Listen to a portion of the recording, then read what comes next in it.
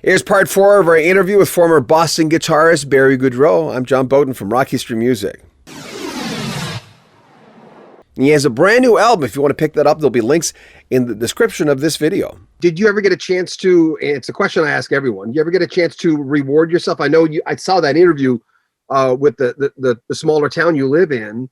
I've never heard of it till I watched that video maybe 15 minutes ago. Yeah. I'm going to try to say it. Is it Swampscott? Swampscott, that's right. Are you still there? I'm still in the same house. Oh, so I heard that you told your parents when you got off the road, start looking for a place, because I'm thinking of, was that your did you ever splurge any other way other than that? Because that's the most sensible, by the way, sensible thing I've ever heard a rock star say. I'm going to buy a house with the money I made. Well, not exactly. We, the way that the royalties are paid, they're paid out twice a year. So we weren't due for our first royalty payment until the middle of 1977.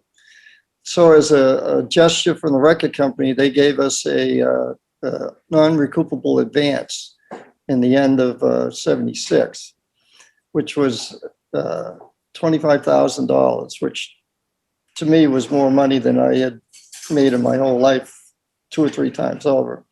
So naturally, I went out and bought a new car. So what'd you buy? I'm curious. What'd you buy? I bought a Porsche. Did you really? What was it? It was a 911 back in 1977.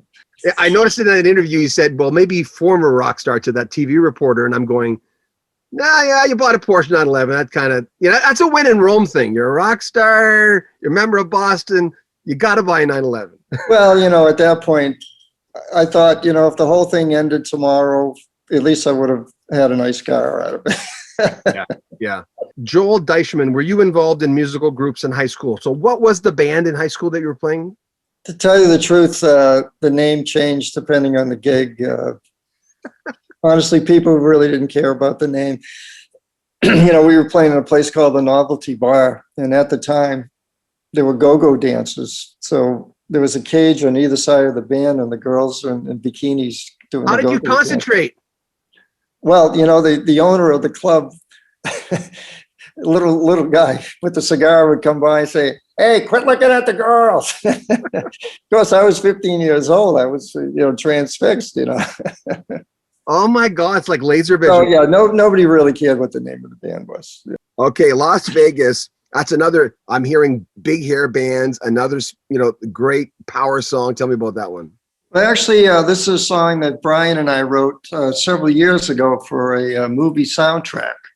It was supposed to be a movie filmed in Las Vegas. It was kind of an underground fight movie. Mickey O'Rourke was supposed to be the lead. And it looked great. Looked like it was really going to happen. Then it just fizzled. So we decided to resurrect the track, and we kind of stretched it out and put a lot more solos and instrumental stuff in it. Nice rockin' tune.